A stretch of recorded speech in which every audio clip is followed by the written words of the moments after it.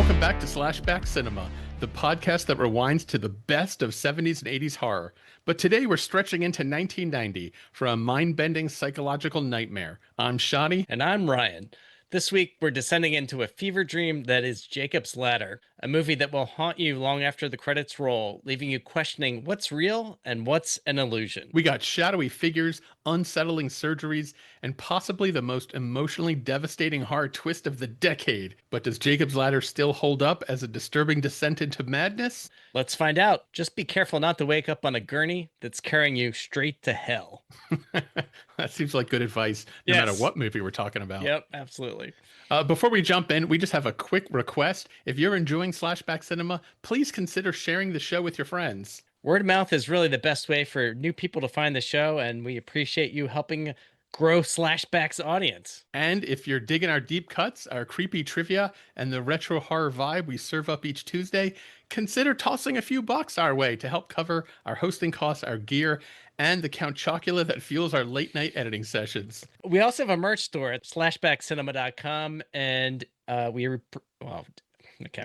Didn't I say we don't have time for this kind of nonsense? We don't, and I should have not tried to ad-lib the script. I'm just second I'm not read the words.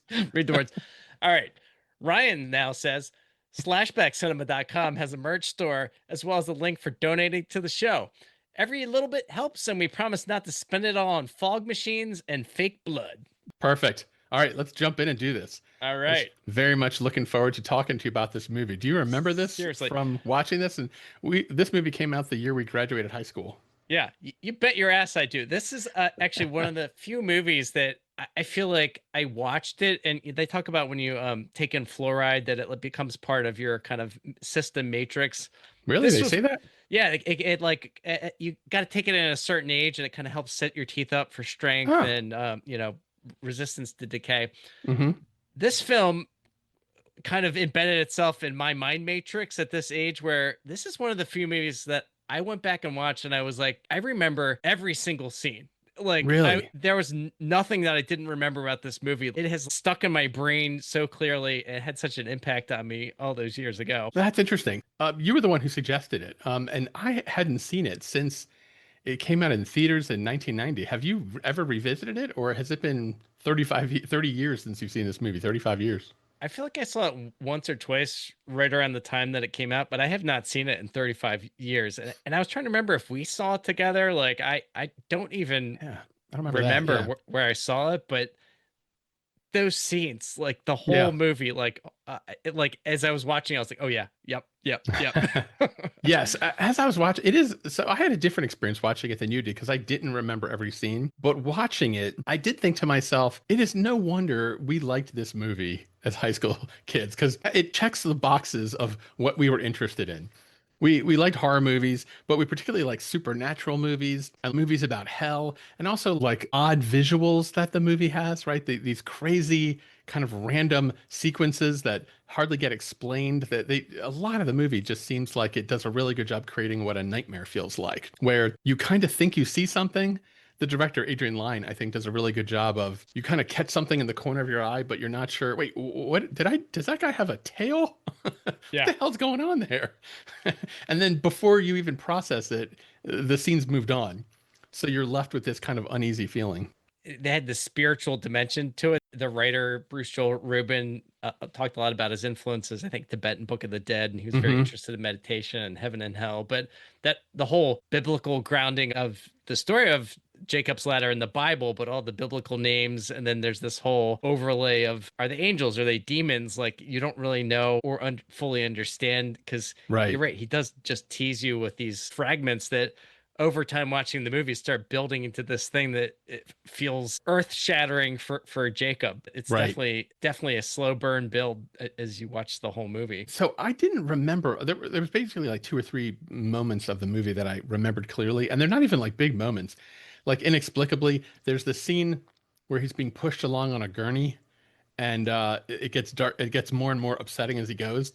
But the part of the scene that I remembered for some reason was there's a camera that's like at the On the floor. wheel. Yes, Yeah. and this wheel is kind of just wildly spinning uncontrollably. Everyone who's ever pushed a broken shopping cart has experienced this. But there was something super unsettling about the way that wheel didn't quite connect with the ground properly. Absolutely. And then at one point in that scene, man, we're jumping ahead into scenes, but that wheel gets caught on some piece of organ or flesh and Yes, it's just yeah. like spinning and smearing blood. Like that has stuck with me for Yeah. for 35 years. Okay, so you're right. So before we get too far into favorite scenes or just dissecting this whole, no pun intended, movie, let's do a plot overview. You wanna hit it? You wanna hit Sure. us with some attempt at a summary of this movie? And I guess we should say there is almost no way to talk about this movie and not spoil it. Nowadays, I feel like we're also drenched in M. Night Shyamalan. Like when this movie came out, we were not used to every movie having a twist ending. Now it feels like we've all seen dozens of horror movies since this movie came out that kind of like have this kind of twist or something similar. Um, and so I want to talk to you later about whether or not this movie still works, like post M. Night Shyamalan and post Get Out and all these other Yeah. horror movie twists we've seen. So, warning to folks, we will kind of spoil the movie. I'm not sure if spoiling it actually hurts your experience watching it, but go ahead and give us a quick summary. Sure. So the story follows Jacob Singer. He's a Vietnam War vet, and he's basically having a normal life, but he starts to be haunted by these terrifying visions and flashbacks. And his grip on reality starts to slip, and he starts unraveling this disturbing conspiracy involving past military secret experiments. And then he has to confront this trauma of what's happened. And it's really a meditation on kind of what's real, what's imagined. And so most of the movie is kind of this like horror story of he's jumping back and forth in different points in time, literally, into different and seemingly different realities. It's very Twilight Zoney. In one reality, he's got a wife and three children.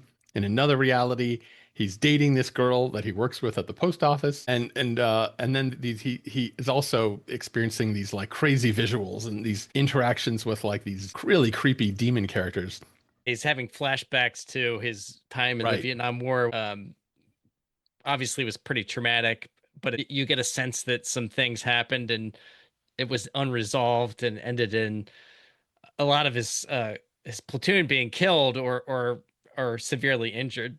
Yeah. And that's kind of the backdrop to all those different timelines. Here's the other thing I remember about this movie is before I saw it, you and I have a mutual friend from high school who told me the shock ending of the movie before I saw the movie. Wait, was And it Joe? it was. Oh, Yes. damn it, Joe. And so he told me how it ended, which definitely affected my watching of the movie. But he was very insistent that knowing the twist ending does not affect your enjoyment of the movie. And I'm sort of torn. I'm not actually sure if it does or not. So should we spoil it here? We need to. We might organically talk about it, All but right. I don't know how to avoid it, but yeah. yeah, well, it's gonna come up. Okay. All right. Stay tuned, folks. Sometimes we like to talk about lore or little tidbits we knew. I learned a couple things. The movie was originally, they considered getting Tom Hanks to star in the movie, which I thought would have been an interesting, different idea. It actually stars Tim Robbins, who I thought did a really good job. He Yeah, he wasn't did an awesome job. like, Yeah. I think, known for this kind of movie. I think before this, his most famous movie was Bull Durham, which was like a baseball comedy. So this is a completely different kind of movie. And Adrian Lyne, the director, he was more famous for doing these kinds of sex Yeah. dramas like Nine and a Fatal Half Real Attraction. Yeah, exactly. So this movie was a bit of a departure for him as well. Yeah, Um, the one piece of lore that I had oh, yeah. was if you watch this film and you've seen it, you remember these scenes of these shaking head characters Yeah. where he's having these like brief visuals of he sees a person, but you don't really see their face and their head is like vibrating in a way Hmm. that is incredibly disturbing. They were all done in camera. There was no post Yeah. production. He slowed it down to like 4 frames per second, had the actor hold their body still and shake their head and then sped it back up to normal frame rate to create that effect, which wow, boy, talk about a low budget, high impact Yeah. visual. Like Yeah, it really works. creepy as shit. And he was inspired by this photograph in which a guy's face was actually kind of blurred, and so and he kind of like tried to recreate that in the movie. I think one of the inspirations was Francis Bacon, the artist. I Yeah. think it was a British artist that would do these like paintings of people where the faces would be kind of smeared with the palette knife. Hmm. Very surreal and disturbing. Yeah, you can see that influence show up in this movie. So you got some favorite scenes? What stood out to you? God damn. There's so many of them in this movie. I mean, we talked about that hospital health scene briefly. That was up there for sure. The one that is very vivid and really kind of the movie starts to spin once this scene happens is that disco party scene Yeah. where Jacob goes with his girlfriend who works at the post office, Jesse, to this party, and it's crowded. There's loud music. She's dancing. Everybody's having a good time, and he's kind of off. You can tell he's not completely comfortable with the scene. He has his palm read by this palm reader on the steps. There's this interaction. It's kind of like they're flirting, and then it ends with, "Oh well, your lifeline shows that you're actually dead," and he's kind of like, "Ha ha ha." And then it cuts to Jesse dancing, and the lights and the music start getting really intense. And then basically, the guy she's dancing with, one of them starts to grow this demonic HR Geiger tail Yeah. and like having sex with this like demon beast, and she's transforming. Anyway, he winds up kind of freaking out and collapsing onto the floor. High impact shit right there. Oh Yeah. no. What's tricky is when you see these scenes, they're filmed in this kind of super surreal way, and the edits are so fast, you could barely make out what's going on. But when you try to describe them, they can't quite capture how weird the sequence is because it sounds like, oh, she's having sex with a giant bat demon or something. But while you're watching it, you're like staring at it going, wait, what's going on? What is that an image of? Right. Is she bleeding? Like things are happening so quickly that you're just kind of in a state of like shock and confusion while you're seeing it.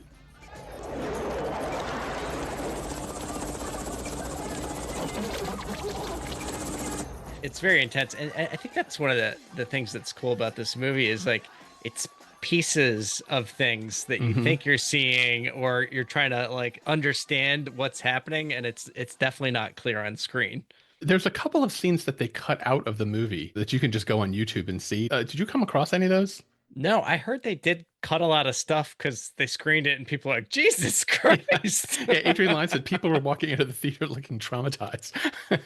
But okay, so there is a sequence that was cut out that I actually think they should have kept in maybe. But you should definitely go back and watch it because if you liked that scene in the dance, there's a similar kind of scene that should take place towards the end of the movie where he meets the last guy who kind of explains to him what the whole plot is and what really happened to him in Vietnam. Boy, that scene is as creepy to watch on YouTube as this movie would be to watch in a movie theater. It's another one of those scenes where you're like, what am I staring at? What has happened? Right. Is something coming out of the Yeah. ceiling? What is wrong with his face? It's super creepy. Adrian Lyne just did a really good job of figuring out lots of ways to edit or to make something happen in camera that just leaves you incredibly unsettled. So check those out. Check out those scenes that were removed because they'll also leave you shaken, not All stirred. right. I'll have to do that. That's my Yeah. homework. Yeah. Well, let's tag team. What do you got for scenes? That one you described at the party is definitely, it stands out to me. Also at that party, I think he goes to get a beer out of the fridge and inexplicably there's this wrapped up what looks like a cow skull, but it's not just a skull, it's like got some meat on it still. Flesh and yeah, Yeah. muscle. Yeah. There's no explanation for why that would be in there, but then they cut to it several times and it's like chomping. Did you notice that? Oh, Yes. it's so disturbing. And that's Francis Bacon too. It looks like Yeah. Francis Bacon.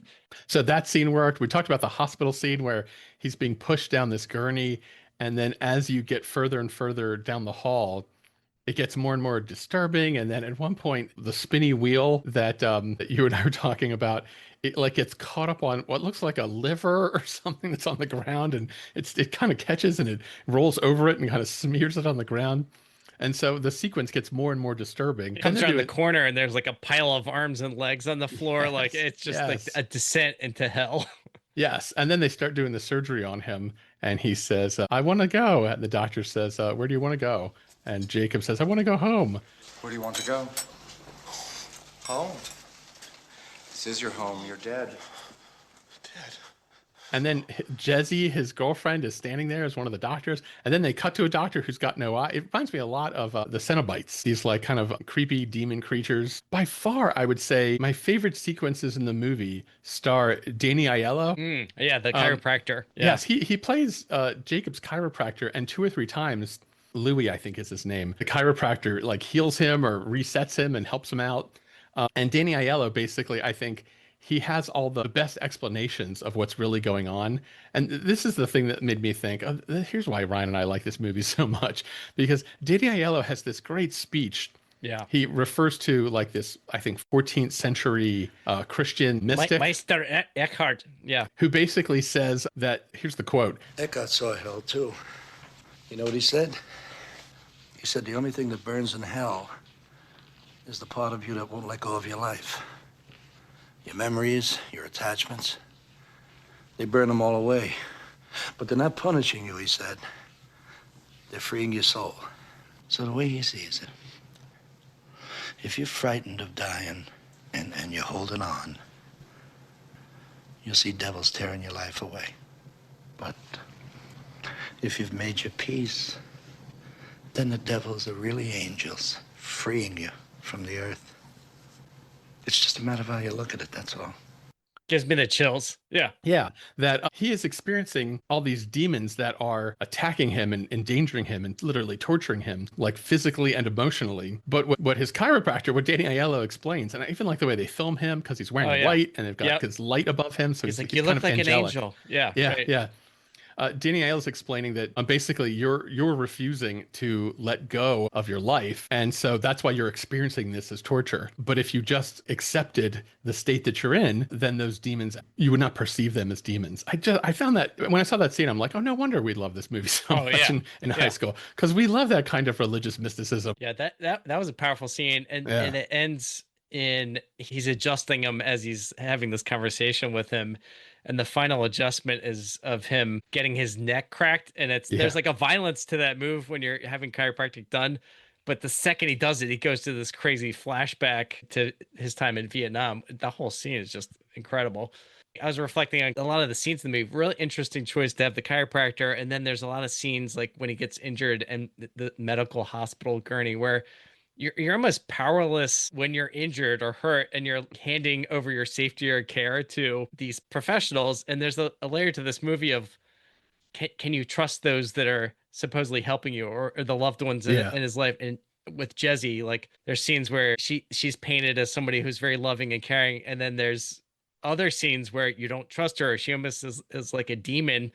And sort of happens with the doctors too, where like, are they helping him? Are they hurting him? Like angels and demons, like that theme plays out through the whole film. I love this moment. And it was such a short scene where Jacob's in his room by himself. He's been having a breakdown. He looks up in this mirror and sees this fleeting moment of Gabe, his son who died in the mirror. And he's like, oh, Gabe. And then all of a sudden this voice jumps in. Dream on.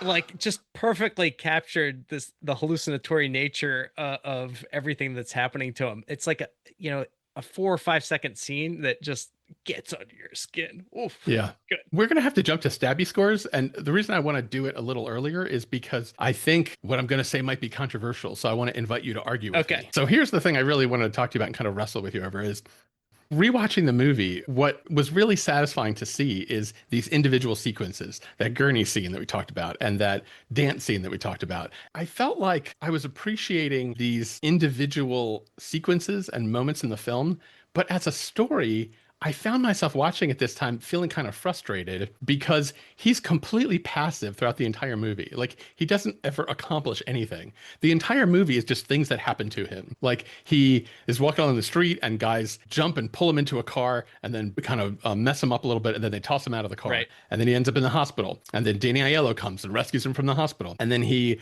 wakes up and he's with his old family. And then he wakes up again and he's with Jezebel. And the whole movie is just things happening to this guy where he has no control over. And in fact, the shock ending of the movie is random character that you really have never seen before shows up at the end of the movie and says, by the way, I was hired by the government to do drug experiments on soldiers. I found myself kind of frustrated by how passive he was and how he's a character who's not accomplishing or doing anything. It doesn't have that structure of a protagonist who is trying to accomplish something who either does or does not accomplish it. It's just guy who has weird things happen. It's like seeing someone on a roller coaster where he goes up, he goes down, he goes up, he goes down, but he's not controlling any part of this. Right. And I found myself appreciating how individual scenes were shot, like out of context. But in the context of a story, I felt like, God, nothing is really happening exactly. So I'm giving this a 3.5. Because while watching it, I found myself, if it wasn't one of these cool, surreal kinds of sequences where I just enjoyed what the director was doing visually, I found myself going, well, nothing is happening. He's just being tossed in the waves. And then when you find out the ending, of course, it's already been, if you've been watching like movies with twist ending for years, or you're paying attention to this movie, the twist ending you can see a mile away. And so it's not like a huge shock like it would have been in 1990 when you and I were teenagers. Right. So yeah, I found myself like enjoyed pieces of the movie. I think I'd go back and watch sequences that I found really interestingly filmed. But as a whole movie, I didn't find myself like fully enjoying it. And it sounds like you enjoyed it more than I did. So what do you Yeah. think?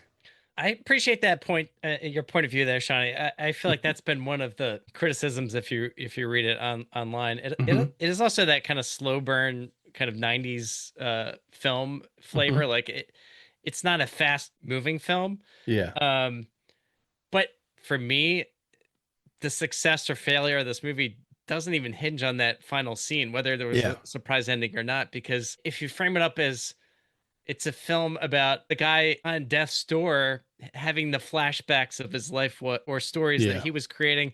So for me, rewatching it, that was more what I was thinking about. Like it's this guy processing his life and his death in this moment where it's all coming to an end. Yeah.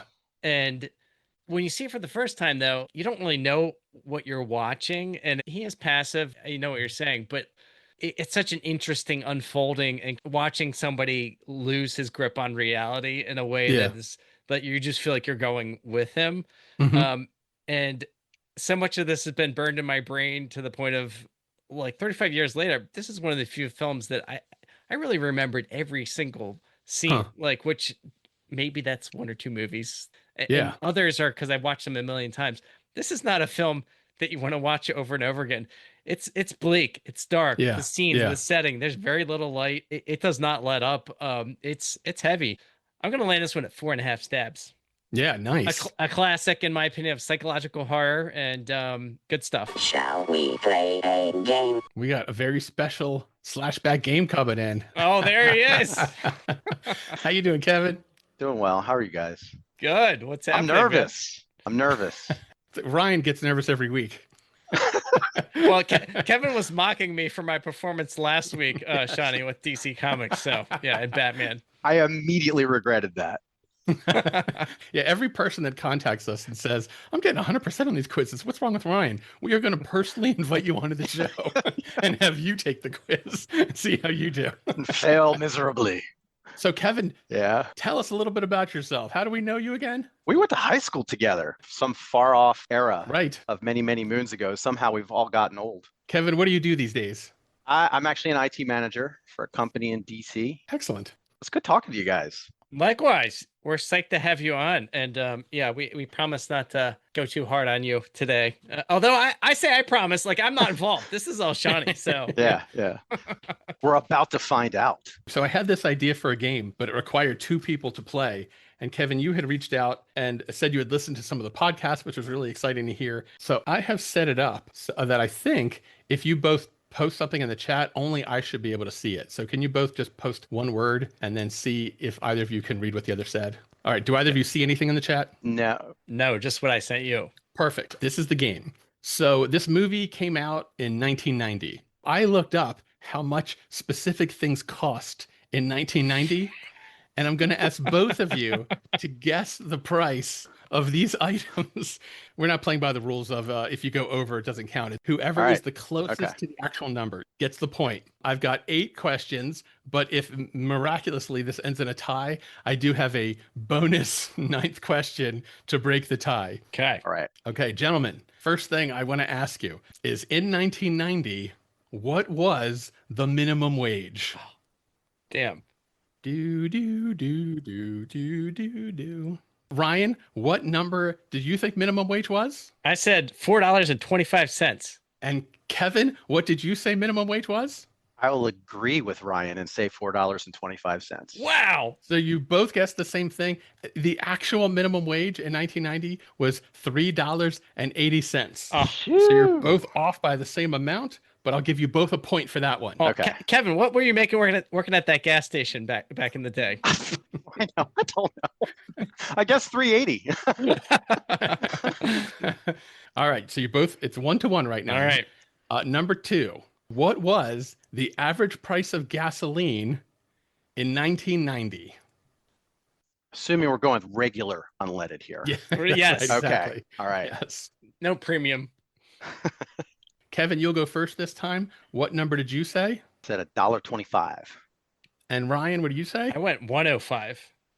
The actual answer of the average price of gas was $1.15. So So we tied again. All right, here's another one. In 1990, you could go to Burger King and get a meal that was a Whopper. So it came with the burger, fries, and a medium drink. How much did Burger King charge for the Whopper meal in 1990? While you're both thinking about it, to get the correct price, I actually went online and looked at ads in 1990, like in This newspapers. is a wild guess. All right, you both locked in your guesses? yes. Yes. All right, Ryan, you go first this time. How much was a Whopper, fries, and a drink in 1990? I might have gone a little high on this one, but I'm gonna throw my number at $1.25. Oh man. And Kevin, what did you say? I guess a lot higher. I said $2.99. The correct number was exactly $2.99. Oh, Kevin got it. damn! Yes, extra I points. just pulled ahead. Yes, I think the burger itself might have been $1.25, but you can't get the fries and drink for that. All right. All right, nicely done, Kevin. It's 3-2. Woohoo. So the number one movie in 1990, this is kind of a remarkable coincidence. It was the movie Ghost with Demi Moore and Patrick Swayze. But the coincidence is it was written by the same guy, Bruce Joel Rubin, who wrote Jacob's Ladder. Ooh. He had two supernatural movies in the same year. Wow. Jacob's Ladder did not do well. Ghost was like the best-selling movie of the year. So my question is, how much would an average movie ticket have been in 1990? All right, interesting. So Kevin, you go first this time. How much was one movie ticket to see Ghost or Jacob's Ladder? I think I've gone high, but I'm going $8. $8. And Ryan, what did you say? Final answer. I went with $4. $4. And the correct answer, the average was $4.75. Ooh. All right. Did I get one? I think I'm You close. got it. All right. Back in the game. It's, it's now 3-3. And good thing I have that tiebreaker. We might not need to call on that. So in 1990, I looked up what the best-selling video game was. This is not in the quiz, but do either of you want to guess? This is a home video game, not an arcade game. Do either of you have any idea? It was a Nintendo NES game. Super Mario Brothers. It was, in fact, Super Mario Brothers 3. Oh. Oh, wow. Yeah. Okay. So I looked up the retail price of Super Mario Brothers 3 in 1990. How much would we have paid to purchase? This is not a sale price, keep in mind. If you went to the mall, you picked it up at your local Borders. This is not talking about a sale price or a coupon, but what was the retail price of Super Mario Brothers? Like at release, we're talking about. Yes, at release. All right. Oh, I think you got a leg up on me on this one, Ryan. I didn't. Oh, man. All right. And let me say, while you guys are thinking about it, I went to, I looked up advertisements for Babbage's, this game store. Oh my God. in Owings Mills Wow. Mall. When I saw the actual number, I couldn't believe it. So I double and triple checked the retail price to make sure I was right. Uh-oh. I think So, you're dropping some Kevin. hints here. Okay. Well, but you've already locked in your answers. We have. I know. I have. Damn it. So Kevin, how much would Super Mario Brothers have cost in 1990? Retail price, first day. $24.99. $24.99. And Ryan, what did I you went say? $27. The actual answer, gentlemen, to my shock and amazement, was $49.99. What? Yes. Who had that kind Which of is- money? Yeah. Jesus Christ. That's like a week of labor. No wonder I didn't have that game. Yes. That's wrong. But Ryan, you said $27. You were closer to $49.99. Oh, wow. Okay. You Well have pulled done. ahead. Well done, sir. Oh, it's so exciting. No one knows how this is going to end. Uh, it is now 4-3. Now gentlemen, we're getting into some pricey stuff. Okay. So this is where the big money comes in. Do you guys remember what a Mac Classic looked like? It was like this box Oh, yeah. that had the screen and the drive connected to it. Yep. So a Mac Classic, and this would have included a 40 megabyte, that's right, I said a megabyte hard drive, and 2 entire megabytes of RAM. Living large. Exactly. This was like nearly top of the line. And by the way, you Yeah. could boost that to 4 megabytes of RAM Ooh. if you wanted. Ooh. But Okay. my question to you is, how much would a Mac Classic with 40 megabytes of RAM with 40 megabytes of hard drive space and 2 megabytes of RAM, how much would that have set you back in 1990 brand new? Wow. Was that the release year for that? I think it came out the year before, Okay. 1989. Having a hard time deciding on this one. Yeah, these are going to get tough. All right, I'm going with this. All right, you both locked in your numbers. And so, Kevin, we will start with you. Now, I was a Windows guy back in those days, to be clear. I think it was expensive. I'm going $5,500. Wow. 5,500. And Ryan, And Kevin, what would you say? Kevin, I remember you having a TRS 80, so don't just lie about. Oh, no, what a no. slap in Commodore the face. 64. Oh. Commodore 64 guy here. All right. Kevin, you said 5,500. Ryan, how much did you say a Mac Classic would have been? I went it. I'm feeling like I might have gone low. 3,500. Okay, well, you're both going to be delighted to know that your minimum wage, $3.80, would have gotten you more than you think, because a Mac Classic was $1,499. That's it? No. Yeah, That's affordable. Yeah. 1,500. Yeah. Wow. Amazing. Who knew? All right, so I looked up how much 1 year of tuition cost at an average state school. So this is 1 year of tuition plus fees at a 4-year college in the United States. This is not a private school. So you're not talking room and board. You're just talking Tuition. tuition fees, right? Tuition and fees, Okay. yes. All right. Not all the slices of pizza that I ate while I was there. Right, or the money you dumped into the arcade. 1 year. Okay. All right. Am I supposed to answer too, Yeah. Shawnee? Am I in on this one? Okay. Absolutely. What do you mean? Are you into this one? I don't know. You think I mean, you are can just you're so give far up ahead this round if you want. You're gonna pass? Okay. I forgot who we started with last time. Brian, we'll start with you. All right. I'm throwing 1 year in at, and actually this shit. I want to revise my answer, but I locked it in. So I'll just say what I have in there. $4,000 a year. All right. And Kevin? How much? 4,000 a year. Okay, I doubled that. I went 8,000. All right. 1 year of tuition and fees at a 4-year school averaged in the United States in 1990, $5,243. So Okay. 4,000 is It's closer. the closest. Uh-oh. Ah, Wah, wah. yes. There's a sad trombone sound that needs to be put in here at this moment. So, gentlemen, I looked up what the best-selling car in America was in 1990. This is not the question, but do either of you want to guess what the best-selling car in America was? Camry. Camry. Toyota Camry. No. I want to change my answer. I would say it's the Ford Taurus. I'm going to say Ford Escort. The actual answer was the Honda Accord. Oh, okay. Wow. So Okay. I looked up the cost of the Honda Accord DX. Now, that was the entry-level model. And I want to let you guys know that came with an adjustable steering column. That's right. That was one of the features advertised. It wasn't one of those steering columns that was just locked in there. You could adjust it based on your height. Oh, it went up and down. It also Nice. came with reclining front seats. Screw the backseat people, just the front seats reclined. It also had remote trunk and fuel door release. I want to let our younger listeners know, remote trunk and fuel door release does not mean you push a button on your keychain and that opens the trunk. That meant somewhere inside the car, there was a little latch you pulled. Sometimes hidden in the glove box, Yes. by the way. These were, I want to just remind you guys, these were the features of this car.